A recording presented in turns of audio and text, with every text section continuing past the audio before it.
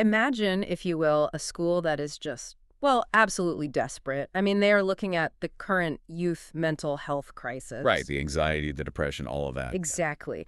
They are looking at these staggering rates of behavioral issues among their student, and they just decide to try absolutely everything to solve it. And by everything you mean? I mean, literally everything. Like, they are buying these brand new, highly structured, very expensive social emotional learning Oh, curriculums. wow.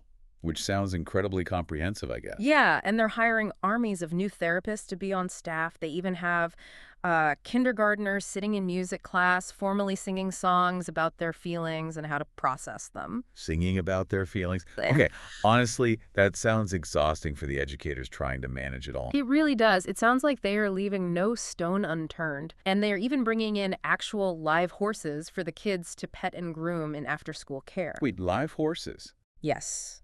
They partnered with some organization that promotes like trauma-sensitive experiential learning.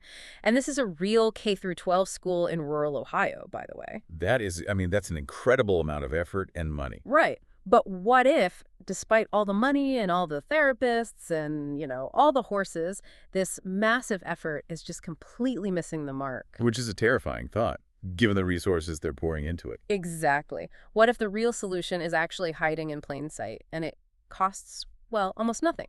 So today, for our deep dive, we are looking at the evidence from a text titled Chapter 11, What Schools Can Do Now. Yeah, and our mission today is to really synthesize this crucial text for you, the listener, and uncover these massive, hidden in plain sight solutions to childhood anxiety and distraction. And to frame this whole conversation, there is this Polynesian proverb in the text that perfectly encapsulates what is happening at that Ohio school, and honestly, in schools all across the country. Yeah, proverb is standing on a whale, fishing for minnows. Okay, let's unpack this, because that is a powerful visual. It really is. Think about the metaphor here. Schools today are spending absolute fortunes, and they are burning out their teachers, basically fishing for minnows. Right, and the minnows are all those tiny, frantic interventions. Exactly. The minnows are the expensive curriculums, the therapy horses, the hyper-managed clinical interventions.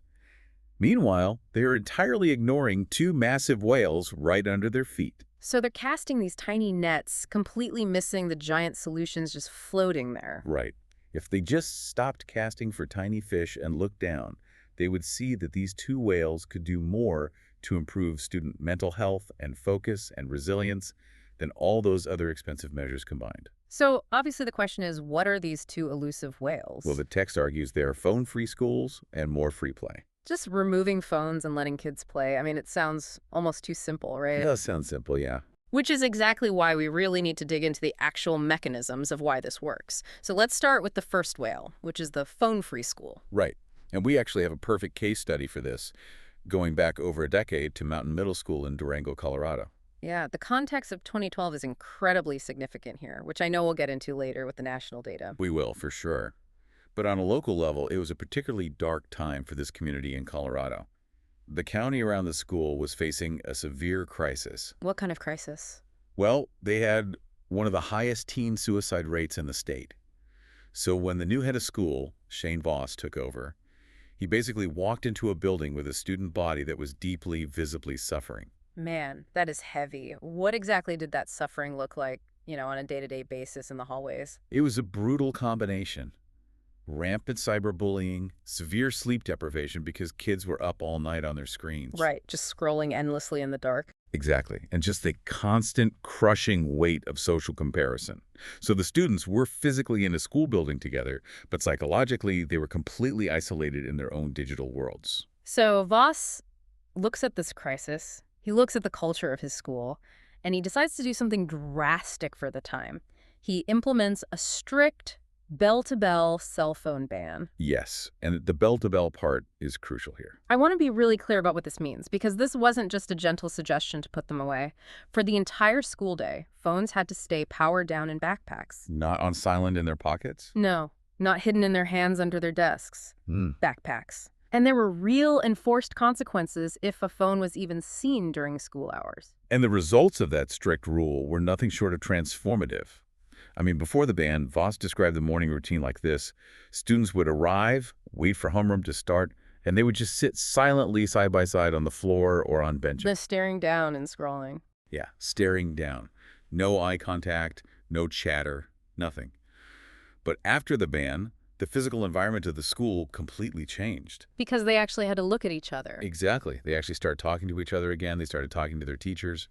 Voss himself noted that when he visits other schools today that don't have this strict ban in place, he says the vibe feels like a zombie apocalypse. A zombie apocalypse vibe. I mean, if you've been in a public space with teenagers lately, you know exactly what that looks like. It's eerie. It really is. Kids are just wandering the hallways, completely disconnected from the physical reality around them. But wait, this is where I really have to push back and question the premise a bit, because I've looked at the data on this. Okay, what did you find? There was a survey done in 2020 showing that 77% of public schools in the United States claim they already ban phones. Right, 77%. Yeah.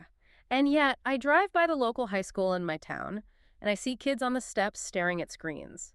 I hear from teacher friends who say they are constantly fighting a losing battle against TikTok in the back row. Yeah, that's a very common complaint. So if nearly 80% of schools are supposedly doing this, why is Shane Voss's school such a dramatic outlier? Are schools just lying on these surveys? Well, they aren't lying, but they're definitely playing semantics with the word ban. There is a massive fundamental difference between what most schools call a ban and what Voss actually implemented. Okay, break that down for me. In most of that 77%, a ban just means students aren't allowed to use their phones during active class instruction time. But, and this is the critical flaw, they are still allowed to carry the phones on their person. Oh, I see. So they have them in their pockets or in their hoodies. Exactly, on their laps under the desk. Ah, okay. That changes the entire psychological dynamic of the room. A phone ban limited to instruction time, while the phone is still in the kid's pocket, is basically like putting a piece of rich chocolate cake on a dieter's desk and saying, don't eat this until the bell rings. That is a perfect analogy. Right. The cognitive load of resisting that cake, or in this case, resisting the phone vibrating against their leg with a new notification, it drains all their available attention. It's a brilliant analogy because it gets right to the biological mechanism of what's happening. The brain only has so much bandwidth. You can only ignore the cake for so long? Exactly. Yeah. If a phone is in a pocket, it basically becomes a full-time job for the student to suppress the urge to check it. And, of course, a full-time job for the teacher to police it. Right. The teachers become wardens instead of educators. Yes.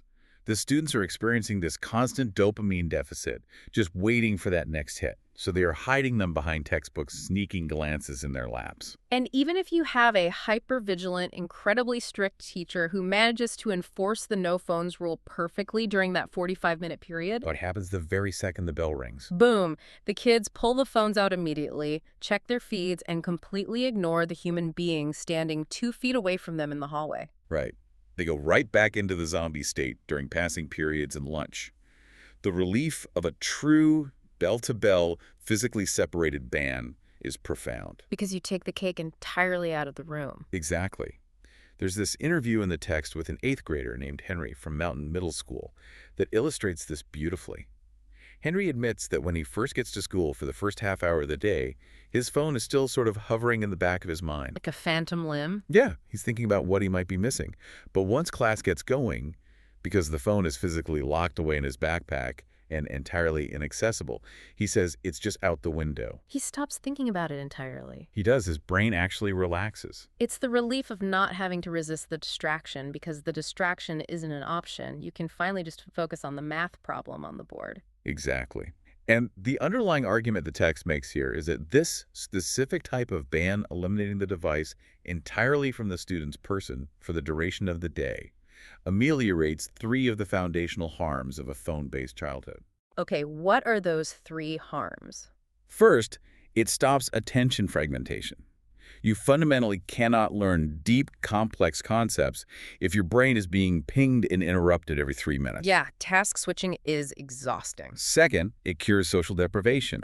If you can't retreat into a screen during lunch, you are forced back into communion and community with your peers. You actually have to learn how to make small talk or how to read facial expressions. Precisely. And third, it disrupts the cycle of digital addiction for at least 7 hours a day. It gives their nervous systems a mandated break. And the academic results in Colorado absolutely back this up. Mountain Middle School's performance improved so dramatically after breaking that addiction cycle that they eventually attained the state's highest performance rating. Which is incredible. It is. But look, I have to bring up the elephant in the room here. Oh, I know it coming. Yeah, whenever a school board actually tries to implement a total physically separated ban, the loudest pushback rarely comes from the kids. It comes from the parents. It always Right. does. Always. And it's a very specific, very visceral objection. It's the emergency argument. Right. Parents say, hey, I need to be able to reach my kid immediately if there is a school shooter or a lockdown or a family crisis. And look, as a society that has watched these tragedies unfold on the news, that is a terrifying, highly emotional baseline for a parent to operate from. It is entirely understandable. And we have to approach that fear with deep empathy. No parent wants to feel cut off from their child in a crisis. Right. It feels fundamentally wrong to give up that connection. But, and this is crucial, if we look at the actual mechanics of a school emergency, the argument for phones completely falls apart.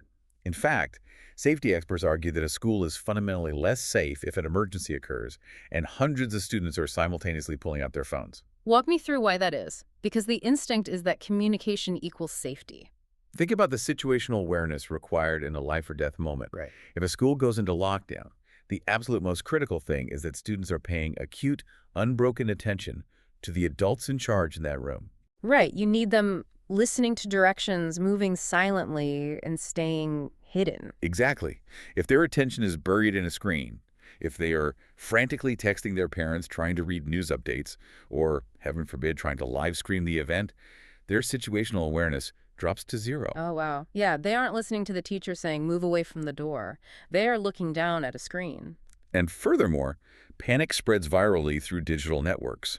If kids are receiving frantic texts from outside the building or sharing unverified rumors with kids in other classrooms, it just creates massive chaos. Which is the last thing you need in an emergency. Exactly.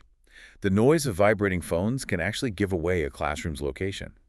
The cell networks themselves can become overloaded, which hinders law enforcement communication. True physical safety in a crisis requires extreme local focus, and a smartphone is an engine of extreme distraction. That makes complete logical sense when you step back and strip away the initial panic response. Okay, so we have this incredible localized success story in Colorado and a strong theoretical basis for why phones damage focus and safety.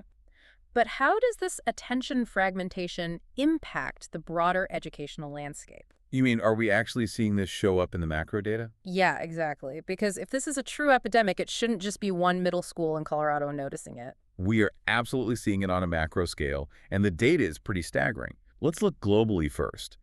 In August 2023, UNESCO, the United Nations Educational, Scientific, and Cultural Organization, released a comprehensive report. They spend a massive amount of time looking at the global impact of digital technologies in education. Now, that's fascinating because for the last decade, the massive push from tech companies and educational policymakers has been screens. Right. Put an iPad in every kindergartner's hand, put a smart board in every room. What did the UN actually find after all that investment? Well, they found surprisingly little evidence that digital technologies actually enhance learning in the typical classroom. All that money, all those screens, and very little measurable academic benefit. Wait, really? No benefit? Very little. But what they did find was a strong negative correlation. They found that mobile phone use was directly associated with reduced educational performance and increased classroom disruption globally. Wow. So the global data says it's a net negative. What about here in the United States? What does the nation's report card say about all this? So the National Assessment of Educational Progress, or NAEP, is basically the gold standard for tracking student achievement in the U.S. Right. And the 2023 NAEP data showed substantial, alarming drops in test scores, effectively erasing years of slow but steady gains. Now, the common media-friendly narrative is to blame this entirely on the COVID-19 pandemic and the disaster of remote schooling. Which, to be fair, remote schooling was incredibly damaging for a lot of kids. We can't ignore that. It was undeniably damaging. But if you look closely at the trend lines in the data, the decline did not start with COVID. Math and reading scores had been rising pretty consistently from the 1970s all the way up until a very specific year. Okay, let me guess. And then, right at 2012, they peaked, reversed, and started dropping. 2012. There is that year again. That is the exact same year Shane Voss had to ban phones in Colorado because his school was falling apart. Exactly. 2012 is the inflection point. It is the exact historical moment when the majority of teenagers traded in their basic keypad flip phones for smartphones with high-speed internet, front-facing cameras, and constant 247 access to algorithmic social media. Wow. The drop in academic focus maps perfectly onto the widespread adoption of the smartphone. But I want to dig into the demographics of this data because this is where the story gets really complex and, frankly, a bit uncomfortable for our society to reckon with. We really have to look at this impartially. We do. Who exactly took the biggest hit to their test scores after 2012? Was everyone affected equally across the board? No, they were not. You might assume that a shiny new technology would distract every teenager equally, but the data tells a different story. The students whose scores dropped the most precipitously between 2012 and 2020 were the students who were already in the lower quarter of academic achievement. Ah. The top achievers saw a slight dip, but the bottom quartile plummeted. And who makes up that lower quarter? What are the socioeconomic factors at play here?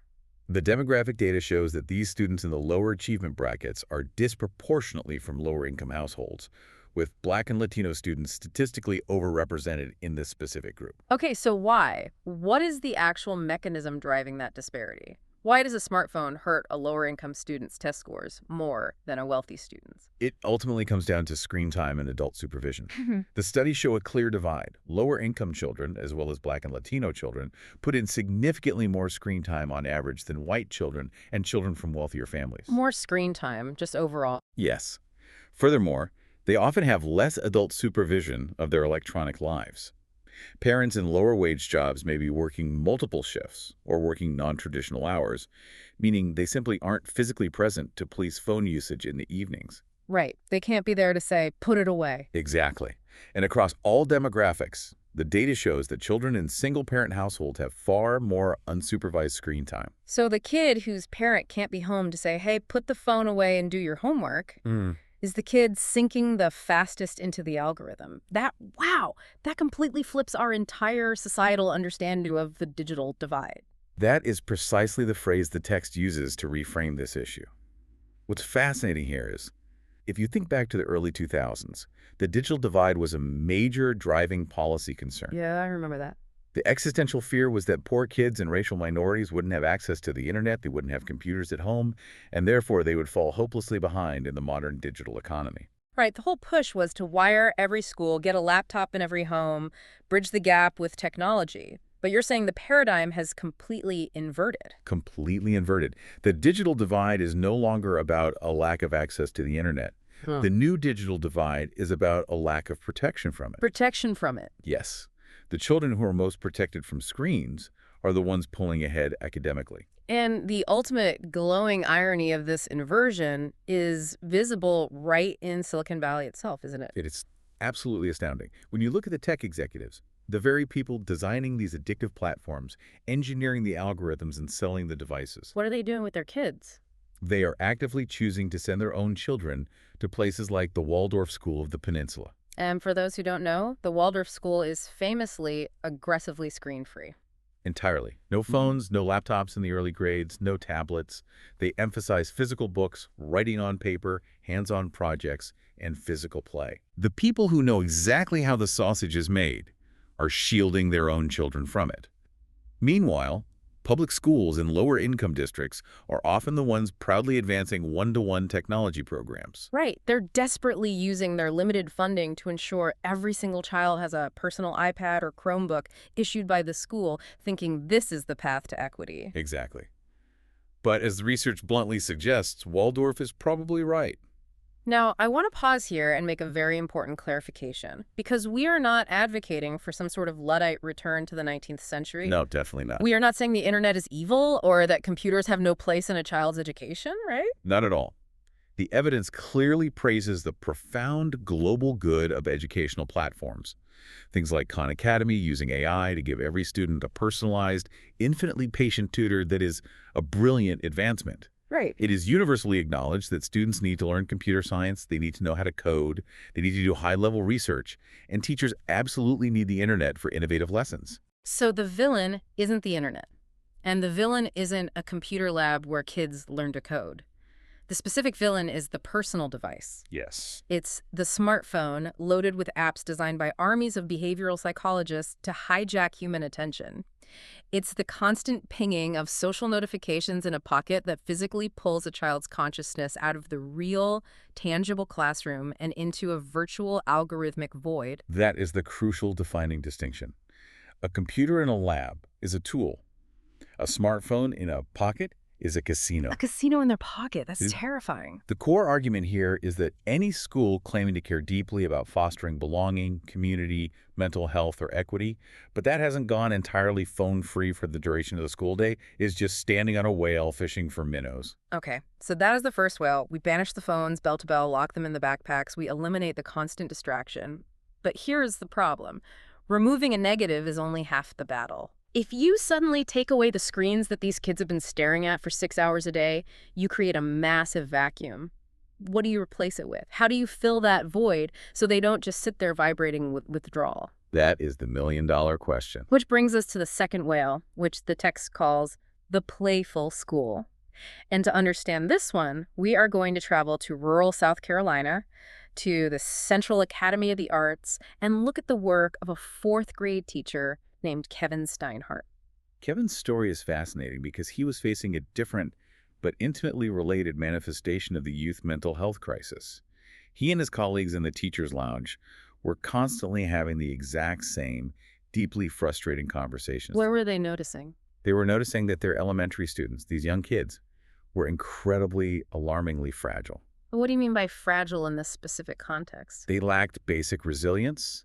They lacked perseverance when a task got slightly difficult. Yeah. And above all, they really struggled to work through even the most minor conflicts with each other. Like playground stuff. Exactly.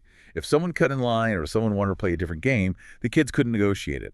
They would immediately melt down, shut down, or run to an adult demanding that the adult fix the problem for them. They had no internal mechanism for conflict resolution. So the teachers can see the kids are struggling, they see this fragility, but no one really knows how to fix it within the confines of a modern school day.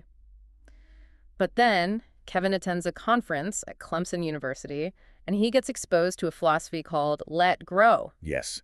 And with his administration's blessing, Kevin decided to implement 3 radical changes at his school to try and cure this fragility. And the core of all 3 changes was about bringing more unstructured, adult-free play back into the students' lives. Let's walk through what he actually did, because this is so practical. The 3 changes were structurally simple, but culturally profound. First, he advocated for longer recess periods during the day with a mandate for minimal adult intervention. Just let the kids figure it out. Okay, more recess. Love that. Second, the school started opening their playground 30 minutes before the first bell of the day.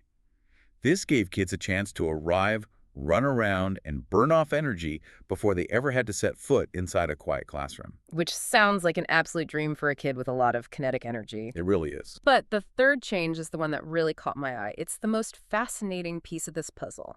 He started an after-school program called the Play Club. Let's dissect how this actually operates, because it completely flies in the face of how modern, highly curated after-school activities are usually run today. Oh, it is the exact opposite of a modern travel soccer team or a structured coding camp. Play Club runs from 2:30 to 4:30 p.m. It is intentionally mixed age. Meaning you have kindergartners out there on the same field with fifth graders. Exactly, and it relies heavily on something play researchers call loose parts. Loose parts, meaning not a fixed slide or a swing set, but just stuff. Just stuff. Balls, chalk, jump ropes, maybe some cardboard boxes, pool noodles, pieces of fabric, things the kids can manipulate and turn into whatever they want. And crucially, it is a strict no-phone zone. Right, no screens allowed. But the real magic of this club isn't the cardboard boxes, is it? It's the rules. Or rather, the total lack of them. Yeah, there are only 2 rules in Play Club. Just 2. Rule 1, don't deliberately hurt anyone. Rule 2, don't leave the designated physical area without telling the adult in charge. That is literally it. And that leads to the most revolutionary aspect of this design, which is the role of the adult. I mean, in standard modern parenting, adults are expected to be referees, coaches, and mediators. Constantly. But in Play Club, the adult is explicitly instructed to act like a lifeguard. Yes, the lifeguard mentality. Explain that mentality to me. What does that mean in practice? Well, think about it. A lifeguard at a pool doesn't jump in the water to teach you how to swim. They don't organize a game of Marco Polo. And they certainly don't blow a whistle because two kids are arguing over who gets the blue pool noodle. Right. They just watch. The lifeguard sits above the action, watching silently, and only intervenes if someone is actively drowning, if there is a literal physical emergency.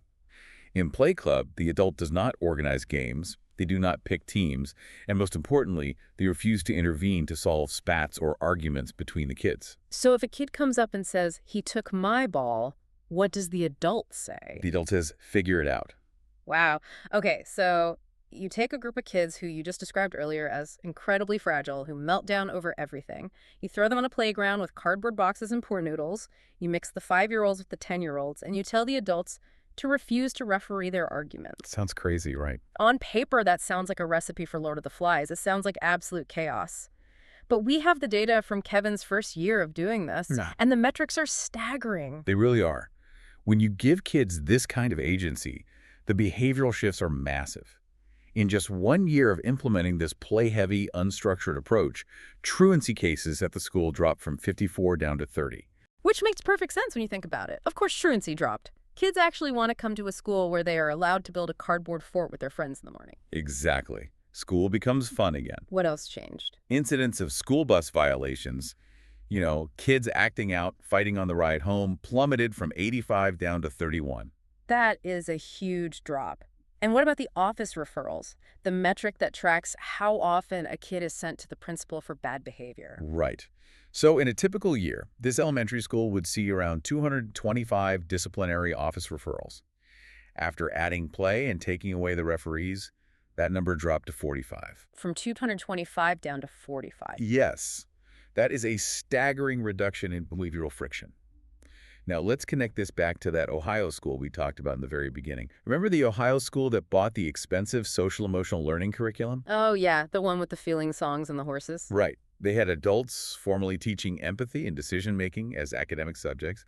They had kids sitting in a circle singing about their feelings. Which feels so clinical. It feels like trying to teach someone how to ride a bicycle by having them read a PowerPoint presentation about balance. That is the perfect way to describe it. Free play, the research argues, is nature's way of teaching these exact same social-emotional skills, but it teaches them organically. Think about the mechanics of a mixed-age game of tag or a made-up game with a ball in a box. Right, there's so much going on under the surface. When kids are playing without an adult referee, they're forced to address social dynamics head-on. If you want the game to continue, you have to learn to regulate your emotions. If you get tagged and you throw a tantrum, the other kids will just leave and stop playing with you. They won't tolerate it. No. You have to learn empathy to understand why your friend is upset that you changed the rules. You have to learn compromise to keep the fragile alliance of the game intact. It's high stakes. The desire to keep playing is the ultimate motivator to learn social skills. If you want kids to be anti-fragile in the real world, you have to let them practice navigating the real world without a referee blowing a whistle every time someone disagrees. And the teachers at Kevin's school recognized the power of this immediately. It wasn't just Kevin out there alone. Did others join in? Yeah, the transformation in the students' baseline behavior was so profound that 13 other teachers, plus the principal and the assistant principal, all ended up volunteering their own unpaid time to help supervise the play club as lifeguards. Unpaid time. That says everything. They saw firsthand that giving kids autonomy on the playground actually made their jobs as educators infinitely easier inside the classroom. The kids were coming to class, regulated, tired, and ready to focus. Which begs a massive overarching question. If unstructured free play is this magical, free, natural remedy for anxiety, fragility, and behavioral issues, why did it disappear in the first place? That is the big question. How did we get to a point in human history where a school in South Carolina has to intentionally design an after-school program just to let kids play like normal kids? That is the fundamental sociological question here. Yeah. And to answer it, we have to look at the culture of modern parenting and specifically the culture of fear. Right. There has been a severe documented erosion of childhood independence over the last few decades. The text notes researchers talking about meeting 7th graders, these are 12 and 13-year-old young adults who have never been allowed to cut their own meat at the dinner table because their parents are convinced that sharp knives are too dangerous. I mean, it is genuinely hard to even wrap your head around that. Think about your own childhood or the childhood of anyone over the age of 40. Right. In previous generations, 5- and 6-year-olds were walking a mile to school by themselves. The crossing guards were 10-year-olds wearing orange sashes, managing traffic. Kids were riding bikes until the streetlights came on. Now, a 12-year-old isn't allowed to hold a steak knife. It's a massive shift. It's easy to just point the finger and call them helicopter parents, but that's not really fair, is it? It's not fair at all. And the text emphasizes that it's vital that we do not blame the parents as individuals. It is not about a whole generation of parents suddenly becoming neurotic out of nowhere. We have to look at the systemic, cultural forces that absolutely mandate this hovering behavior. But culture forces the helicoptering. Exactly. Give me some examples of that enforcement, because it's everywhere once you start looking for it. It is woven into our institutions. Today, some public school districts literally will not allow a child to get off a school bus in their own neighborhood unless a designated adult is physically standing at the bus stop waiting to receive them. Wait, really? Yes. If the parent is running 5 minutes late, the bus driver takes the kid back to the school. Public libraries, which used to be safe havens for kids to explore, have instituted policies banning kids under 10 or even 12 from wandering out of their parents' direct physical sightlines. And then you have the legal threats. We've all seen those highly publicized, terrifying cases where parents have actually been investigated by Child Protective Services. Or even arrested. Arrested. Simply for letting their 9-year-old walk to a local park unsupervised, or wait in the car for 3 minutes while they run into a pharmacy. Exactly. When the stakes are that high, when letting your kid practice normal independence might get you a visit from the police or social services, you cannot blame a parent for hovering. No, it's a completely rational response to an irrational culture. But this cultural shift creates a psychological trap, which the text refers to as the double helix of anxiety and doubt. The double helix. Walk me through the mechanics of that. How does it spiral? It's a self-reinforcing feedback loop. Strand 1 is the child, strand 2 is the parent. Because children are never allowed to do anything on their own because they are constantly supervised and managed, they never build competence. Right, they never learn how to do things. Because they lack competence, they become terrified of trying anything new. That's the anxiety. Now, the parent looks at their child, sees that the child is genuinely afraid and lacking basic skills, and the parent begins to deeply doubt that the child is capable of handling independence. My kid can't even talk to a waiter. How can I let them walk to the store? Exactly. That lack of parental confidence leads to even more overprotection, which prevents the child from practicing, which in turn leads to even more anxiety and lack of skill in the child. It's a vicious cycle. Anxiety feeds doubt, doubt feeds overprotection, overprotection feeds anxiety. They spiral downwards together. It's tragic because it's born out of love and a desire for safety, but it ends up crippling the kid. So how do you break the double helix? If a parent is trapped in this, how do they get out? You have to force a circuit breaker into the system, and that is what the Let Go project is designed to do. It is brilliantly simple. It's essentially a homework assignment given by the school. Homework? Like math homework? No. The school tells students from kindergarten all the way through middle school, your assignment this week is to go home and do something you have never done on your own before. Oh, I love that. What kind of things are we talking about? Well, the parameters are negotiated between the child and the parent based on their age and comfort level. It could be as simple as an 8-year-old walking the dog around the block alone. Oh. It could be a 10-year-old cooking a meal for the family on the stove. It could be a 12-year-old taking public transit or running an errand to the corner store with a $20 bill. And because it's framed as homework, it forces the issue. It gives the parent permission to let go. Exactly. There's a deeply illustrative anecdote in the research about a veteran 7th grade health teacher in Suffolk County, New York, named Jody Marici.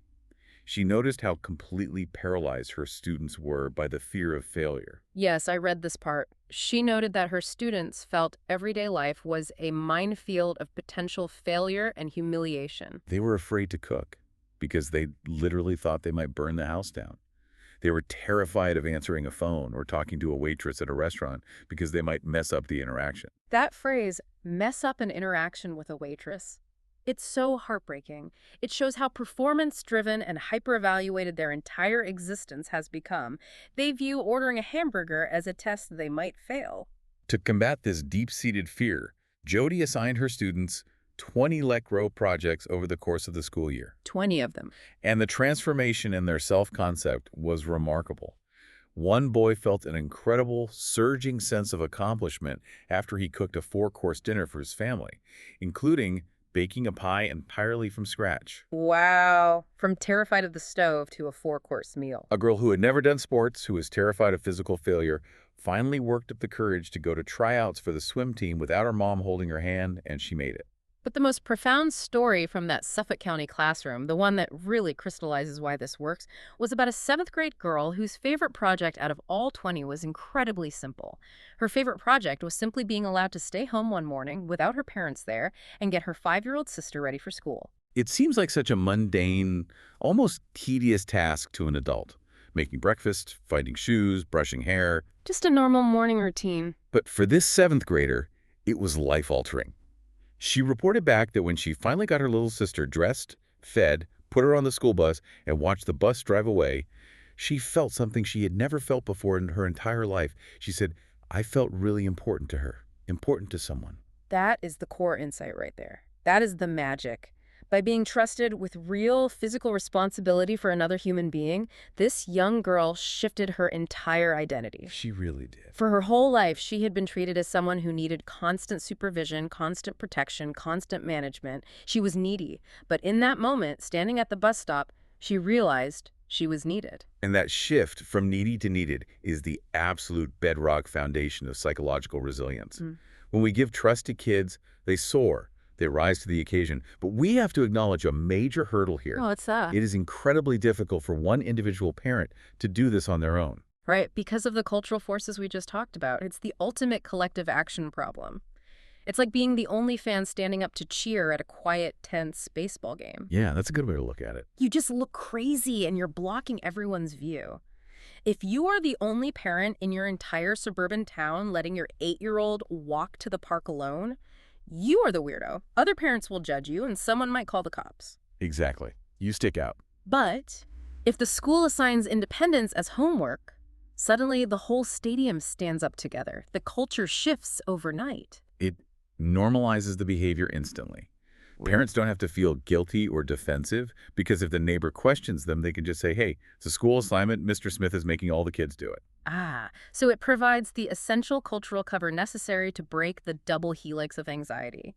The parents relax, the kids step up. So we've talked about changing the culture at home through homework, but what about the physical spaces within the schools themselves?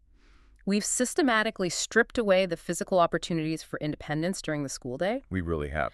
This brings us to whale number 2's closest companion, radical recess. And the research drops a statistic early in this section that genuinely shocked me.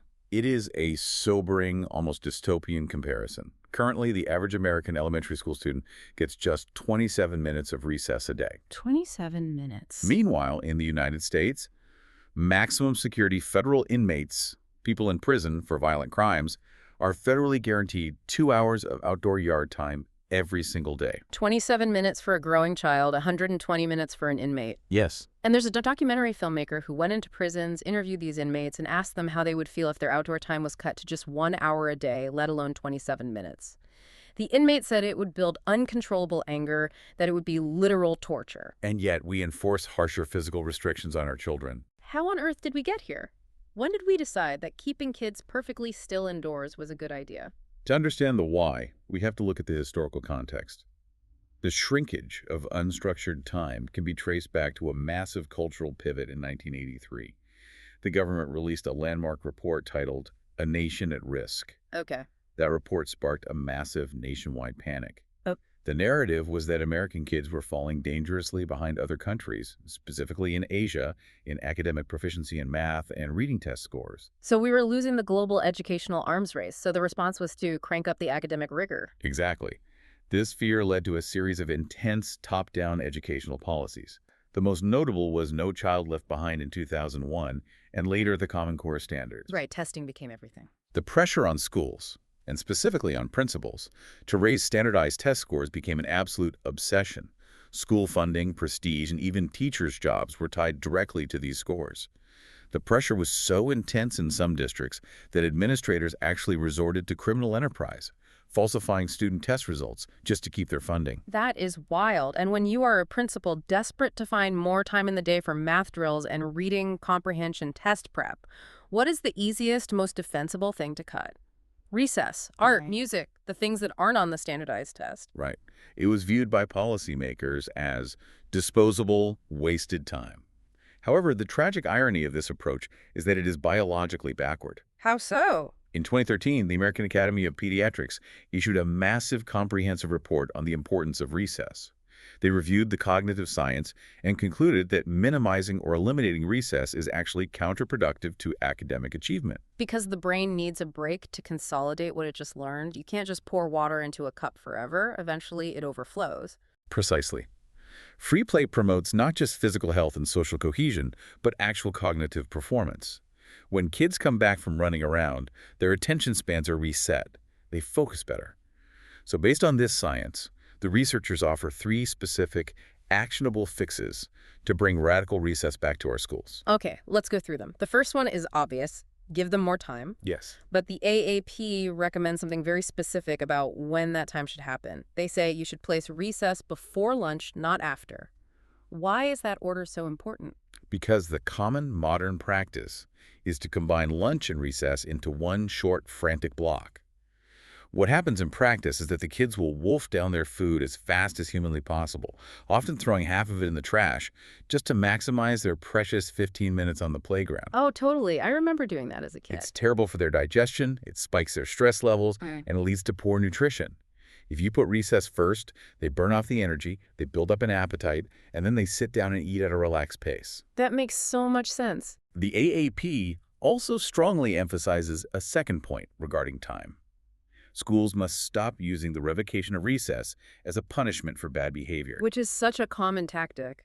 You talked out of turn, you lose 5 minutes of recess. It's everywhere. But logically, the kid who is acting out in class, who can't sit still, is usually the kid who most desperately needs to run around and burn off that cortisol. Taking away their recess is like taking away water from a thirsty plant because the leaves are browning. It only makes the underlying problem worse. Exactly. It's a fundamental misunderstanding of child biology. Now, the second fix for recess is about the physical environment. Better playgrounds. Better playgrounds, okay. The critique here is that the typical American playground today is essentially a sterile slab of asphalt with a few highly durable, ultra-safe metal or plastic structures bolted to the ground. A slide, some swings, maybe a rock wall. It's designed for zero liability. Yeah. But what's the alternative? The research talks about these European-style adventure or junk playgrounds. I absolutely love this concept. It's a fascinating model that is starting to gain traction here. The text highlights a specific junkyard playground located on Governor's Island in New York City. A junkyard playground. Yeah. If you look at it, it doesn't look like a playground. Instead of fixed slides and swings, it is filled with building materials, ropes, tires, tools, and what play researchers refer to as loose parts. Right, loose parts again. I read about an expert named Rusty Keeler in the text, who wrote a book called Adventures in Risky Play. He actually recommends putting things like heavy hay bales and sandbags on playgrounds. Yes, hay bales and sandbags. And his reasoning is brilliant. He says these objects sneak in upper body strength because kids have to drag them around. But more than the physical strength, think about the social mechanics of a hay bale. One kid cannot move a waterlogged hay bale alone. That is the genius of loose parts. They require agency and they force teamwork. If a kid wants to build a fort out of pallets and hay bales, they have to recruit another kid. Hey, come help me lift this. Right. They have to communicate an idea, negotiate a plan like, you lift this end, I'll push, and physically collaborate to manipulate their environment. Yeah. Fixed structures, like a plastic jungle gym, only hold a child's attention for a short time because the play is entirely dictated by the structure. You climb up, you slide down. That's it. Loose parts keep kids deeply engaged for hours because the kids have total creative control over their environment. Exactly. There's also a mention of nature playgrounds, like one built at Colleen-Hoost Elementary in Illinois. Instead of plastic, it's wood, stone, mud, and water. Just getting back to nature. Yes. This taps into a deep biological concept called biophilia, which is the innate human love of life and the natural world. We have to remember, human childhood evolved in forests, fields, and savannas. It did not evolve on asphalt squares. Right. The environmental psychology research shows that being in green educational settings relieves cognitive overload, lowers heart rates, and optimizes the brain for learning. Okay, so we give them more time and we give them better, more engaging playgrounds with loose parts. What is the third fix? Fewer rules. And increased trust in the kids. Fewer rules? That sounds scary to a lot of administrators. The text uses a striking contrast to illustrate this. On one end of the spectrum, there's a school in Berkeley, California, that micromanaged play to an absurd, almost comical degree. What did they do? They instituted rules specifying exactly how kids were allowed to play tag, where they could touch each other, how fast they could run, and they strictly forbade students from playing touch football unless an adult referee was physically present to oversee every play. It's the ultimate manifestation of adult anxiety. And what is the opposite of that Berkeley school? The opposite is Swanson Primary School in New Zealand. The principal there, Bruce McLaughlin, instituted a policy that sounds terrifying to American ears. No rules recess. Wait, no rules. Let me repeat that. No rules. Students who were previously forbidden from climbing trees or riding bikes or playing in the mud were suddenly told they could do whatever they wanted, with no adult interference or hovering. No rules on a playground with hundreds of kids? That sounds like a massive lawsuit waiting to happen. What actually happened? The results of this experiment were entirely counterintuitive to a modern, safety-obsessed mindset. The principal noted that, yes, the sheer volume of chaos went up. Activity levels went through the roof. Pushing and shoving went up as kids roughhoused. What? But actual injuries trips to the nurse for broken bones or sprains went down. Bullying went down. Vandalism of school property went down. How is that physically or psychologically possible? If you let kids climb trees without telling them to be careful, shouldn't more kids fall out of trees? Because, as play researchers have repeatedly found, when you remove the hovering adult guardians, kids are forced to activate their own internal risk assessment. They take responsibility for their own safety. Oh, that makes sense. If you know a teacher isn't standing right below you ready to catch you, your brain calculates the risk of climbing that tree much more carefully. You pay closer attention to where you put your foot. You actually look before you leap. Furthermore, they have to self-regulate their social interactions. If you bully someone or play too rough, the game stops. The other kids walk away, and the adults aren't there to force everyone to play nice and include you again. You learn the natural, immediate consequences of antisocial behavior. That makes perfect sense. Now, as we talk about this restriction of physical movement, this hyper-focus on sitting still and being quiet in classrooms, the text points out that this loss of play has had a disproportionately negative effect on one specific demographic. Yes, the data points clearly to a growing crisis among boys and young men. If you look at almost every measurable metric, academic achievement, reading levels, high school graduation rates, college enrollment, and completion, boys have been steadily falling behind girls since the late 1970s. And the research pulls heavily from the work of scholar Richard Reeves to explain the mechanics of why this is happening. What is driving this massive disengagement of boys from the educational system? Reeves argues that boys are facing a pincer movement. They are simultaneously being pushed out of the real world and pulled forcefully into the virtual world. What does that mean, pushed out and pulled in? Well, the structural forces we just discussed. The drastic reduction of recess, the elimination of vocational hands-on classes, the hyper-focus on sitting completely still for hours to do standardized test prep. These structural changes disproportionately harm boys. Right. Biologically and developmentally, young boys historically benefit immensely from physical play, kinesthetic learning, and movement. At the exact same time that schools are denying them this physical agency, highly stimulating virtual environments, specifically video games and online communities, are offering them the adventure, the status, and the agency they're denied in the physical classroom. So they just check out of school because the virtual world is offering them a better deal. They can be a hero online, but they are just a problem in the classroom. So how do we re-engage them in the real world? The research offers a few policy reforms, like bringing back robust vocational training and career and technical education, which makes a lot of sense. Give them something to build. Right. But there's a fascinating systemic structural issue regarding who is actually teaching these boys in the building. The demographic shift in the teaching profession over the last few decades is incredibly stark. I mean, the data shows that the male share of K through 12 teachers in the US has dropped significantly. It is currently just 24%, down from 33% in the 1980s. Yeah. And when you look specifically at elementary schools where those foundational attitudes about school are formed, the number of male teachers is a mere 11%. If we connect this to the bigger picture, the text argues this teacher imbalance causes a dual harm to boys. Let's unpack the first harm. Okay, what's the first harm? The first harm is the loss of role model effects and academic connection. There is solid empirical evidence showing that boys simply perform better academically when they have a male teacher, particularly in subjects where they traditionally struggle, like English and reading. But beyond grades, there's a social aspect. When young boys lack positive, grounded male role models in their physical daily lives, someone they can relate to, joke with, and look up to, they inevitably look for them elsewhere. And unfortunately, in the smartphone era, they often turn to the internet. Yes, where they can very easily be led down algorithmically driven rabbit holes by online grifters, extreme influencers, and radicalized communities. They are looking for a mentor, and the algorithm provides a toxic one. And the second harm is perhaps even more insidious because it has to do with how boys perceive their future place in the macroeconomy. Right.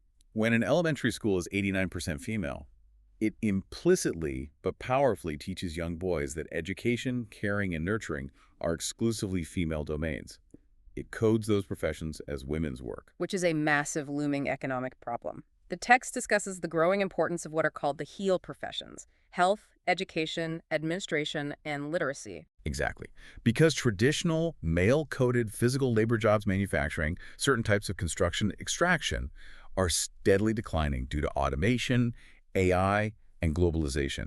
The massive job growth for the next century is in the HEAL professions. But boys won't pursue those careers if they spend their entire childhood absorbing the subconscious message that men don't do this kind of work. Hiring more male teachers isn't just about helping boys read better. It's a vital step in showing boys that caring professions are a valid, honorable path for them too. Absolutely. All right, so we've covered an immense amount of ground here. We have the two massive whales. First, completely banishing phones, bell to bell, to cure attention fragmentation and break the digital addiction cycle.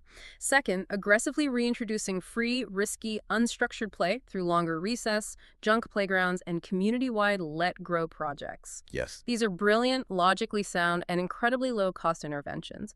But we live in the real world of educational policy, and nobody changes a massive system without undeniable proof.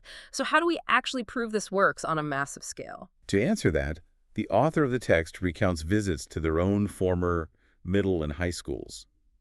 In both cases, talking to the administrators revealed the exact same grim story.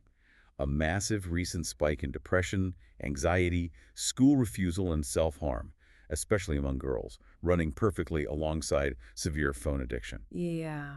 But the most crucial insight from these high school administrators was that these problems weren't starting in the high school. They were already baked in before the kids even arrived for ninth grade. Yeah. The middle school principal said the same thing about the elementary kids. Which means high schools are basically acting as triage centers for a crisis that happened years earlier. You can't fix a bleeding wound with a Band-Aid if the kid is still getting cut every day. Exactly. Therefore, the argument is that we must start the prevention early, specifically in elementary and middle schools. To definitively prove the efficacy of slaying the two whales, the text proposes a grand, randomized educational experiment. So how do you actually design a study to prove a cultural shift? Because you can't just take a kid's phone away in a lab for an hour and measure their anxiety. No, it has to be systemic. The proposal is for a courageous governor, a state education commissioner, or a large district superintendent to take a pool of several dozen elementary and middle schools. They would then randomly assign these entire schools into 4 distinct groups for a period of 2 years. Okay, walk me through the 4 groups. Group 1 becomes the phone-free group. They institute strict bell-to-bell bans with physical pouches or lockers. They slay the first whale. Okay, group 2. Group 2 is the playful group. They keep their current phone policies, but they aggressively implement the play club, extend recess before lunch, and integrate the Let Grow project into the curriculum. They slay the second whale.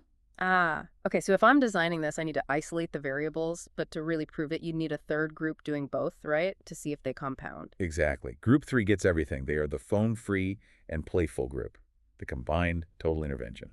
And group 4 is the control group, just continuing business as usual, keeping the phones in pockets in the short recesses.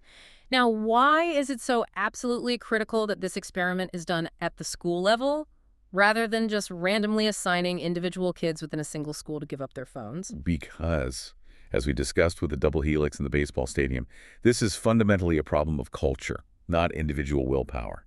You cannot accurately measure the social benefits of giving up a smartphone if you are the only kid in the cafeteria without one.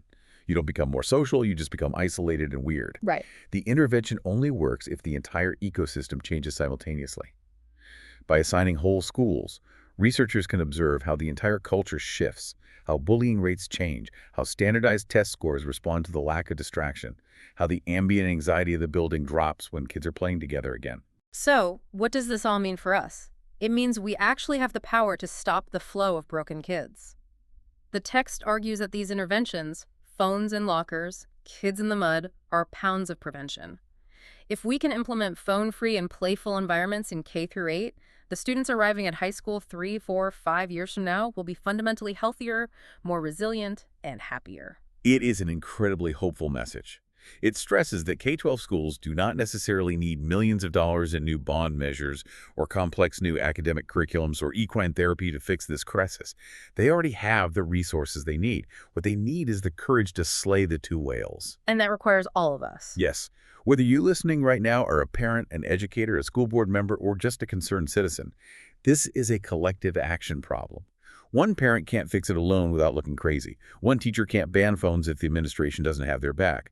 But a community can decide to stand up in the stadium together and change the norms overnight. It just requires a shared willingness among adults to tolerate a little more physical risk, a scraped knee from falling off a hay bale, a lost kid figuring out how to walk home in exchange for profound psychological safety and long-term emotional growth. Exactly. We want to leave you with a final provocative thought to mull over as you go about your day. We treat childhood today as a fragile glass sculpture that must be padded, monitored, tracked via GPS, and protected from all physical and emotional friction at all costs. But the text argues that children are actually like racehorses stuck in a stable. If you leave a racehorse locked up in a stall staring at a wall for its own safety, it doesn't get safer. It goes mad. It loses its purpose. It's time to open the stable doors and let them run. And it makes you wonder, what other areas of our society, our workplaces, our own lives are we actively damaging simply because we are too afraid to let go of the reins?